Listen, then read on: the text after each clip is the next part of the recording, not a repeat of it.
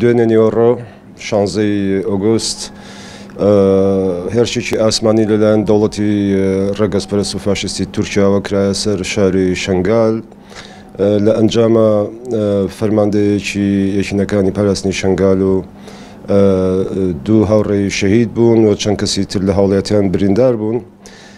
دیارە ئەم هێرشە بەردەوامی هێرشەکانی پێشووی دەوڵەتی تورکیایە بۆ سەر باشووری کوردستان.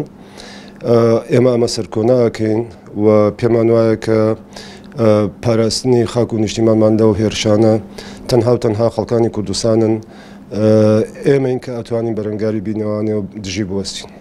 هەر بۆ ئەوە ئەمڕۆ سەعات 4:30 لە بەردەم باخی گشتی گربوونەوەیەکی جەماوەری ساز دەکەین لە دژی ئەو هێرشە و داواکارین لە هەموو لایەن و خەڵکان و چالاکوانان کە بێن بەشدار بن و نەڕەزایەتی خۆیان پیشان بن بەرامبەر بەو هێرشە.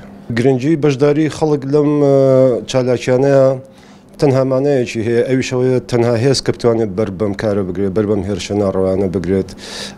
خەڵکن ئەو خەڵکی کە بە جۆری بە شێوەی جۆراوجۆر خۆیان ڕێگەخەن، ئەو خەڵکن کە هیچ هیوایەکیان بەم دەسەڵاتی باشووری کوردستان نەماوە، چونکە ئەم دەسەڵاتە بێجگەلەوەی کە هیچ ناڵێ و بێدەنگە بە شێوەیەکیش بە شێوەی جیاواز کۆمەکی ئەم هێرشان ناکات، تاکە هێز تاکە لایەن کە بتوانێت بەر بەم کارە بگرێت خەڵکین و ئەو خەڵکەژە بێت هەڵوێستی خۆی بنوێنە لە بەرامبەر ئەم کارە.